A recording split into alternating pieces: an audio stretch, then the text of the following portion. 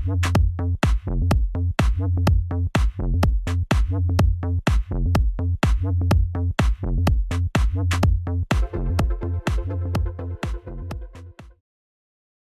the literature review has to be done to identify the authors, the main authors which are working in your domain, which you might also contact. If you have identified the author which has written a lot, you can write personally to this author, write an email telling him or her, I'm working on the same topic. Would you mind me to send you an article or you research because I'm interested in? We're all happy when you're contact because our research is read by so few people that whenever somebody contacts us, we are happy to share our knowledge. And that is why don't be shy to contact researchers. Say you're a student in a given university, you're working on a given topic which is related to the topic of this professor, and then you are asking for articles he or she has published. The literature review is also important to define concepts and to find concepts and define them, and to find the main theories which are relevant in the domain you're working on. We will see that in some instance. It is important to see and to identify the measurement scales and measurement instruments that are used to measure the concepts. It is important to also measure and see the methods and the main results which have been found by the literature. And finally, it is also to show the interest of your chosen subject or research topic. So it shows the interest, and by summarizing, by showing the status quo of the literature, you will show the importance of the topic. You will identify the concepts and theories, the measurement instruments. You will show the summarized main results, the main problems that have been found, and the interest of your topic. The idea is you read the literature, you're doing the literature review, you have to immediately define the concepts or the variables which are relevant for your research. First of all, what is a concept? A concept is also the variables you're using, you're working on. It is a generally accepted collection of meanings. It's a meaning and characteristics associated with objects, conditions, situations, and behaviors. So for example, loyalty is a purchase behavior, a repurchase behavior, and it is an attitudinal dimension of loyalty behavior. So this would be a definition of the concept loyalty. We will see some other examples in some instance. The concepts are important because they are the way that we make sense of the social world. Without concepts, we could not define our world, and they have significant common features. And in your literature review, it is therefore important to always give a definition or different definitions. If there are different definitions, you have to give different definitions. If the literature does not agree about the definition of the concept, social capital. What is social capital? So you all know Bourdieu, the French author. So he defines social capital as an aggregate of actual or potential resources which are linked to possession of a durable network of more or less institutionalized relationships of mutual acquaintance and recognition. So Bourdieu is the researcher, the one in the world who worked on social capital. We all have social capital. On Facebook, we have social capital. We have bridging capital, that is loose relationships, which bring us value. And we have strong relationships, which is bonding social capital, which brings us close relationships. To come back to the idea of social capital, so in your literature review, there's not only one definition, there are different definitions. Now you don't have to find the billions or thousands of definitions you find, but if there are different aspects of the concept, you should be able to give these different phases. So for example, here in this research, which we published in International Journal of Electronic Commerce, we found the definition of Bourdieu, which is the mainstream. The literature review should enable you to find the most cited authors in the domain, in the research domain, but it should also enable you to give a definition, the most used definition. So we found 4 other definitions. For example, for Coleman, social capital is not a single entity, but a variety of different entities, so different persons or institutions with 2 elements in common. They all consist of some aspect of social structures, and they facilitate certain actions of actors. So facilitate links and exchanges. We have found the 3rd definition. Social capital refers to features of social organization, such as networks, norms, social trust, and facilitate coordination, corporations. Another definition, which is more organizational orientated. The 4th definition is social capital consists of resources which are embedded in one's networks or association. And a 5th definition we found is social capital is the goodwill available to individuals. Its source lies in the structure and content of the actor-social relation. So it affects flow from the information, influence, solidarity. It makes available to the actor. So without going too much into detail, it's only an example to show you. This is actually what you have to do. Don't search millions of definitions. Take those 1, 2, maximum 3 of the definitions which appears to you as most relevant or most understandable or the most applicable to your research. And so the idea is here not to give you complete literature about social capital. It is to give 1 or 2 definitions or an enhanced vision about the concepts you're using. I'll give you another example. Coming from research, what is a social network? A social network is a network of individuals such as friends, acquaintances, or co-workers connected by interpersonal relationships. So in the introduction, we introduced the definition of social network. Social network sites are online platforms that allow users to create a public profile and interact among them on the website. And so we cite the author, it's Vitak and colleagues from 2011. Social networking sites usually have a new user input, a list of people with whom they share a connection, and then allow the people on the list to confirm and deny the connections. So we can accept or deny. After connections are established, the user can search networks of connections to make even more connections. This is what you find on Facebook. You connect with a friend, or on LinkedIn. Then you can look at the other acquaintances and links to enhance even more your network. And what are friends? So which is another concept we use in our research. Friends on social network sites are bidirectional connected contacts. So we are connected reciprocally, as opposed to one-directional fans and followers. For example, on Instagram, on Twitter, where it is only one direction.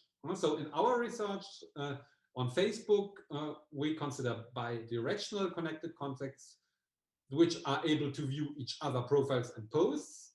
Friendships on social network sites can include a wide range of online connections, so more bonding social capital, close capital, and those which are more bridging social capital, which we met only online and which we perhaps never met in our real life. And here, one example, how you should introduce your literature review. Or another example, example 3, in the research we published about IoT and smart connected objects with one of my PhD students. You have the references in the lower part of the slide. So it was about smart connected objects and IoT. So we defined first the IoT is the network of devices such as vehicles and home appliances that contain electronic software, sensors, actuators, and connectivity, which allows these things to connect, interact, and exchange data. And the SCO, or smart connected object, is a smart device, is an electronic device generally connected to other devices or networks via different wireless protocols such as Bluetooth, NFC, Wi-Fi, Li-Fi, 3G, 4G, 5G that can operate to some extent interactively and autonomously. So these definitions are those we found mainly in the literature. We have found more definitions, which I don't cite here today. But the idea is only to show you, don't learn these definitions now, naturally. The idea is only to show you how to proceed. You should, for every concept or every variable you use, you should start with an introduction by defining the concept, after which you develop the hypothesis. Here you have the example of the technology acceptance model. There are different technology acceptance models. The basic one is the technology acceptance model from Davis, 1989, or also called TAN. It is based on the theory of reasoned actions, that is, customers are rational and take decisions based on cognitive beliefs. So the TAN suggests that when users experience a new technology, two factors influence the decision about how and when they will adopt and or use it. Basically, the user's belief about perceived usefulness, or PU, which is the degree, it is defined as the degree to which the use of a new technology will enhance the user performance, and the user's belief about perceived ease of use, which is defined as the degree to which the use of a new technology is easy to use and without effort. Likewise, a higher perceived ease of use increases perceived usefulness, which both influence intention to use, since users are reluctant to make efforts in using new technology. For perceived usefulness and for ease of use, there are external cognitive, social, or affective variables, such as, for example, fears or trust, or social variable status or social pressure, or affective variables such as well-being, which influence on the left side as antecedents perceived usefulness and perceived ease of use. This is established by the literature, by Davis first, and there are a lot of other articles having published, so this is the common status quo of the literature, that these basic variables influence intention to use. So you see here how the literature review, we state the concepts of variables used, we define them, and after having defined them, we also explain the theory on which our model is based on. So in this introduction, we explain the technology acceptance model and its philosophy. We define the concepts, and then we subsequently explain and justify the links or relationships in our hypothesis. Example 5, well-being. What is well-being? In the literature, well-being is defined as the social, economic, medical, spiritual, psychological conditions of consumers. Well-being includes senses of hedonism, such as feelings of happiness and enjoyment, over health and quality of life. A greater well-being implies positive experiences, and therefore literature shows that it increases usefulness and mental representations of ease of use. Moreover, the theory of flow, which is a theory about well-being, considers that well-being is a predictor of attitudes, behavior, such as intention. We hypothesize that well-being influences positively intention of use. You see here in this example, first we define the concept, second we talk about the theory on which it's based on, and third we posit the hypothesis by justifying it by the existing literature. A sixth example, the resource-based view of the firm for sustained competitive advantage. So the study is about the impact of big data management on firm performance. Resource-based view is a very established, well-known theory that can explain competitive advantages of firms. That is why our choice went into the resource-based view. And it's a theory to determine the strategic resources a firm can exploit to achieve sustainable competitive advantages. It comes from two main authors, Barney and Wernerfeld. They define resources as all assets, capabilities, organizational processes, firm attributes, information, knowledge, or other, controlled by a firm that enable the firm to conceive of and implement strategies that improve its efficiency, effectiveness, and which create a firm competitive advantage. So you see, we state the theory, then we subsequently define the concept, which are resources. Resources can be tangible or material, physical assets, financial, human resources, including real estate, raw materials, machinery, plant, inventory, brands, patents, trademarks, or cash, financial resources. But rather more important are the intangible resources, as for example, for customer relationship management, they are embedded in organizational practices or routines, such as the reputation, culture, knowledge, know-how, accumulated experience, relationship with customers, data information, big data management, information about customers to do personalization, but also privileged access to suppliers or any other key stakeholders.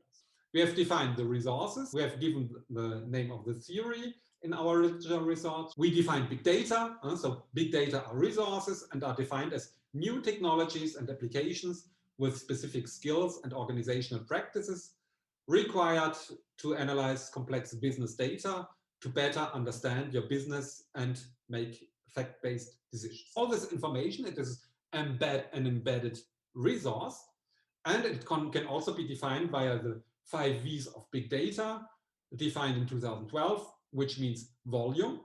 That's big data, high volume, high storage, and analysis of high quantities of data, exabytes. Variety, so a high variety of types of data, purchase data, IoT, text, image, voice data. So all this contributes to big data. Velocity, so it's quick access and streaming of data. Veracity, so the data might be incomplete or fake data. Better the data, the more it is based on veracity and complete and true data. And it should contribute to business value, make money. For example, Facebook has a business model based on the data by doing advertisement and by generating advertisement revenues or personalized advertising for brands which have brand communities on Facebook. So this is just some example without going too much in detail. What I want that you have understood until now is review what other researchers wrote, which are the main theories, for example, resource-based view, for example, social capital theory, for example, technology acceptance theory, whatever topic you're working on, technology acceptance or brand image studies or consumer behavior studies, it is important to identify through the literature review the mainstream theories which are used in your research domain, the main concepts which are covered by the literature, in order to see which are the main researchers working, which you have to cite in your literature review, to define the concepts, to state the theories, to find the instruments, how these concepts were measured or are measured, to summarize the main status quo of the results about impact for social capital on well-being, or about the impact of perceived ease of use and perceived usefulness on intention to use, or the impact of other antecedents, cognitive, affective antecedents of perceived usefulness, that is the benefits of the technologies, or the impact of big data on farm performance. This is important to position your topic and to show that you master the literature. And that is why it's a very important chapter, because it shows to the supervisor and also to the jury who's reading your research, or to any reader, what has been written until today about the research you're working on. And this enables also to show that you're doing a theoretical contribution and that you're closing a research gap. This research gap can only be identified through an extended literature. So that is why it is so important to do that. So how to do the literature review? Yeah, the only answer is read, read, read, and again, read. Read articles and make summaries. When you read articles, do a short summary. So I will show you in some instance how to do that. It is very important because unless you will forget everything. It helps you to find research questions, to identify the research questions that have been treated in the literature. It helps you to find seminal authors in your domain. It shows you recent works covering your subject or theme. It helps you to understand and describe the main theories used. It helps you to define main concepts of the field and to develop at the end conceptual models. And above all, to point out controversies. Because you will see when reading around one topic, so you will have a lot of controversies, which is a good thing. The impact of well-being on behavior is not established at all. So the more you can find controversies, the more you can close a research gap. The less you find controversies, the more the literature is established and the less you will find actually new things or new contributions you can do, because then the literature is knows that that's actually no discussion anymore. If you take the example of the technology acceptance model, the basic 10, we know now that perceived ease of use and perceived usefulness contribute to intentional use. That's absolutely basic now. So it's no point to investigate any more of these basic variables. We include them in the model for completeness because they are important and they're actually mediating variables impacting intention of use. But what is more important? What is the discussion? What is the controversy? Which antecedents impact perceived usefulness? There is, namely, which cognitive, affective, and social variables impact as antecedents the perceived usefulness. So that is why it is important to look for new concepts, new variables, as the world is changing. Let's say 30 years ago, when the technology acceptance model was developed in the computer context, the computers were new, it was a disruptive technology, and social factors and well-being factors were not so relevant, and privacy concerns were not relevant at this point. Nobody thought about privacy concerns at this moment. That is why the basic model held very well. Today, the world changed, so we are confronted with big data collection, we're confronted with social pressure, social norms, we're confronted with well-being or bad being, stress, addiction. So that is why it makes sense to enhance the model with new phenomena or new concepts, which are absolutely relevant today when looking at technology acceptance. And this is valid for any domain you're working on for your thesis. Whatever you're working on, and you might take an old theory, for example, in customer relationship management. We have a lot of theories, for example, social capital theory, social exchange theories. We have theory of equity or theory of justice, which is very important for equilibrium relationships, because all our relationships are based on justice that we perceive, for example, in terms of procedures, in terms of benefits we get, in terms of relationships we get, without going too much into detail. But what I'm telling to you is that you have to find these theories, and these theories fit very well, and they might be enhanced by new concepts, which might be part of your contribution in your research. Or the simple application of using a theory, which are mostly established in Western context, namely US context, the simple replication to do it in emerging countries such as China, Thailand, Vietnam, or other African or Latin American countries is a contribution, because these theories come from Western culture, Western civilization. The idea to test if the theory holds in completely new cultural context is a very important theoretical contribution.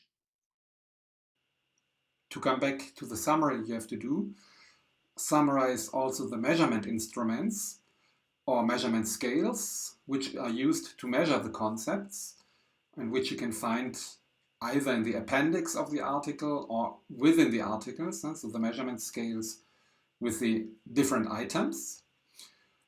Then summarize the statistical methods, try to understand them in order to use them for your research, and for example, regression methods or ANOVA or structural equation modeling, survey methods or experimentations. The results should be summarized in the section literature review, and take again these results in the discussion section. The idea is you're doing your research, you're doing an investigation, and you're finding results after having analyzed your data. In the discussion of the results, you come back to your literature review in order to compare your results with the results found by the literature. So the importance is to compare the results you have summarized in the literature review in the discussion section. To give you some examples, for example, if you're working on trust and loyalty, then you compare your results about trust and the impact of trust on loyalty. And in the discussion section, you come back to your literature review and you say that, for example, in line with Morgan and Hunt 1994, trust has a significant and positive impact on loyalty, attitudinal loyalty, but also behavioral loyalty. So you're in line with literature. Or, for example, satisfaction has, in line with literature, a significant impact on trust and subsequently on loyalty. This would be one example how you compare your results in the discussion section with the results coming from the literature review. Or we found that well-being does not influence such as behaviors in contrast to the literature. One explanation might be the context of our collection of data. We have only a convenience sample, or it might be that the technology which is used in this context does not contribute to well-being. That is why we think we found this main difference between the literature and our results. Let's come back to the last part of the literature review. Finally, find the weaknesses in the limits and research direction section, the weaknesses and gaps in research in order to criticize the literature to date and point out existing research gaps, which are then the base for your research and your research contribution. So indeed, the section about limits and research directions is an important basis for researchers to find the weaknesses, limits, and this gives them the ability to formulate research directions, which are the basis for future or other researchers to find a gap in order to do a research contribution. That is why pay attention by reading the last section of an article about the weaknesses and gaps in research and the future research directions, because they give very valuable insights about potential theoretical contribution that can be done in the future. That is why it's important to do the literature review, because only when having done the literature review, you can do the link between your results and the literature. That is why really take care to do an extended literature review. It is probably the part which takes you most time within your thesis.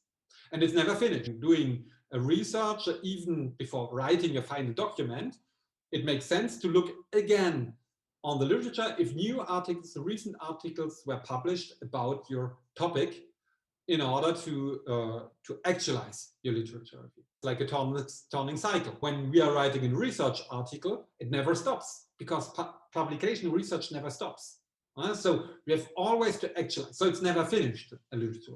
But in any case, even if you have started your literature review and you're having done your result, then it makes sense to come back to research new articles that might have dealt with your topic.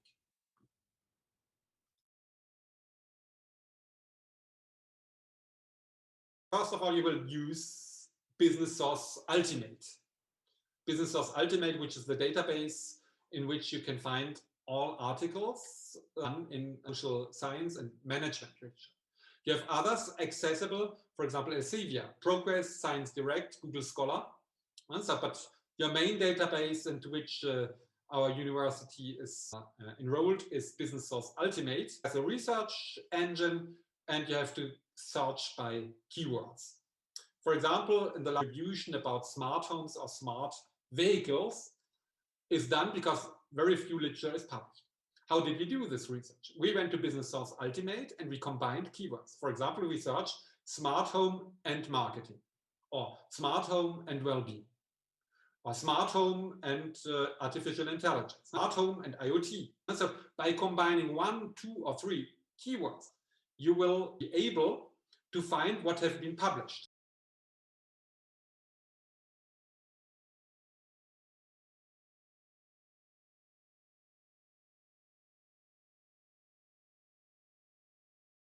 We found only 2 or 3 articles about smart home and well-being. So this shows that there's a gap because there's nothing published about the domain. And so the less you will find published, the higher will be also the possible contribution you can do. The danger about this research about smart homes we are doing actually is also there's no literature. You as young researchers, it might be a danger. It's a little bit like I compare it with skiing. A beginner, you should not go directly in powder snow because you will fall down and you will disappear in the powder snow.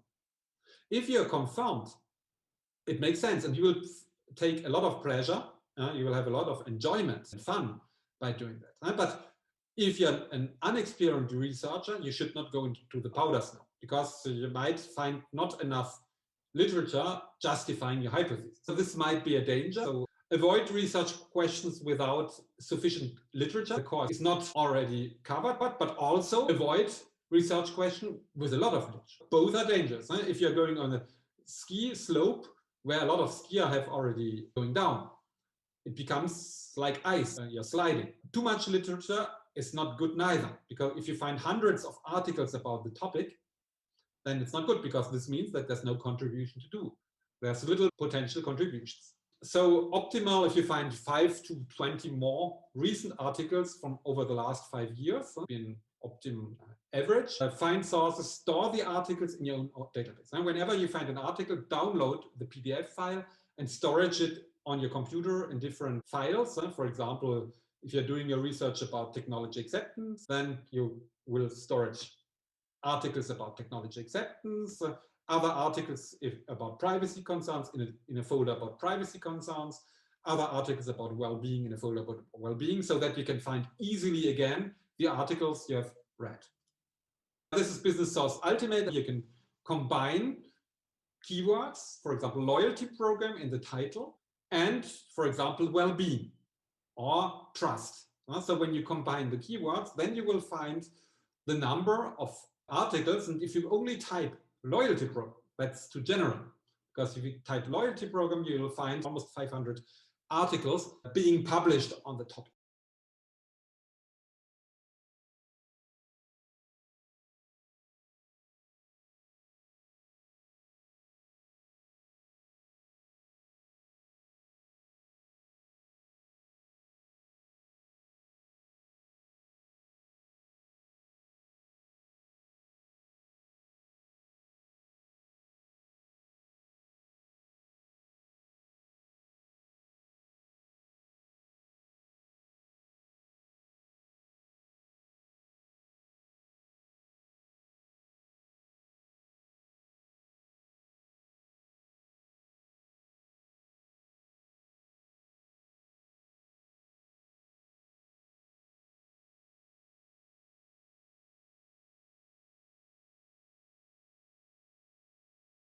That is why I will show you how I proceed to reduce that.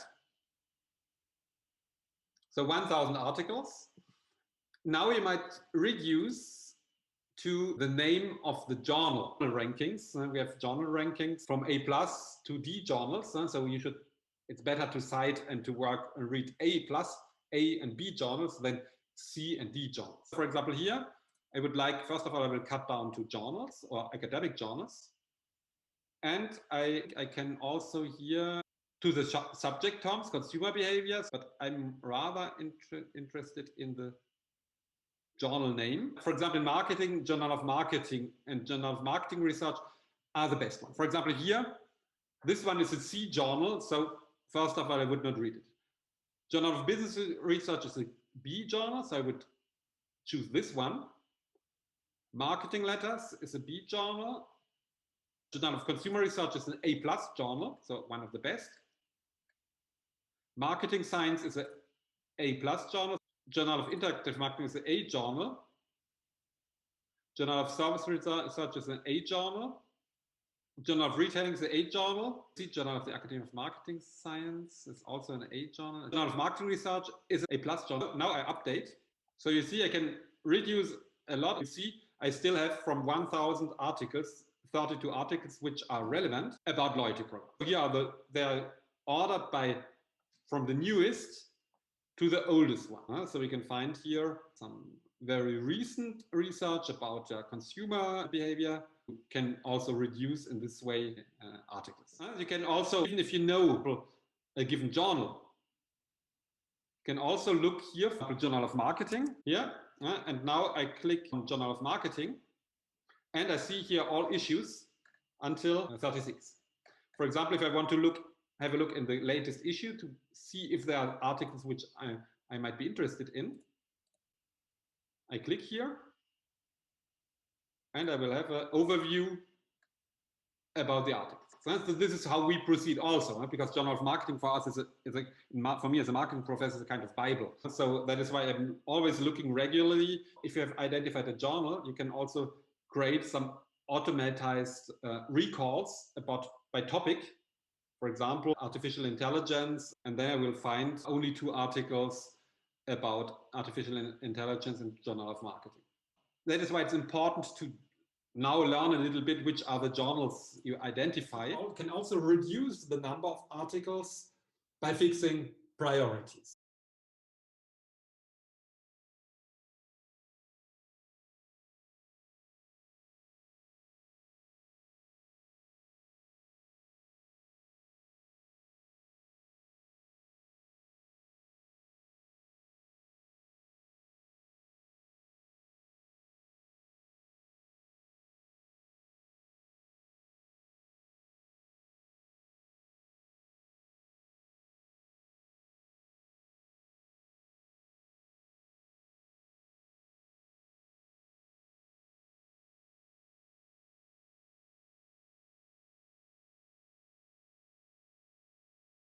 These are the A and B journals in marketing. Journal of Marketing, it's an A+, it's the best journal. Journal of Marketing Research, also A+. Journal of Consumer Research, Marketing Science, Journal of the Academy of Marketing Science, International Journal of Research and Marketing, Journal of Retailing, Marketing Letters. These journals are more generalist journals, with the exception of Journal of Retailing, which focuses on retailing, or Journal of Consumer Research, which focuses on consumer behavior research. You have Journal of Service Research, which is also a journal, which is also service-oriented.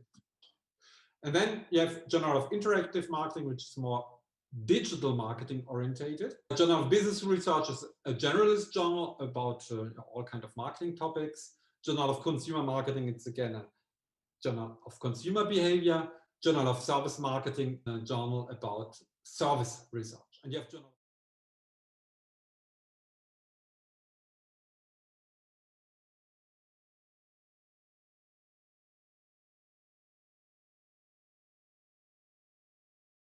only go to lower ranked journals such as C journals or D journals if your topic is specifically covered there. Start with a broad synthesis. You can use encyclopedias for the definitions in order to define, but then you should adjust the definitions according to the academic articles you read. Only consider books or conference contributions if you do not find anything else. And so for the literature review, only use academic research articles. For the introduction, you can use internet or sector or consulting articles in order to show the importance of the market. But for the literature review, use only academic sources. And last advice is get familiar with a citation software tool, such as Zotero or Mendeley, which are free. And now download it, you can use it with your word processing software. Then in Business Source Ultimate, you can directly record the references you read or which are interesting. And this enables you to make automatically at the end of your thesis, the reference section. Unless you have to do it manually, you will risk to forget some citations of your research. By using a citation software, you can do and automatize them and make it much easier. And it gives you also the format of the citation and the references, because you have different formats which are used. For example, the American Marketing Association, American Psychology Association. So you can then format the references section at the end.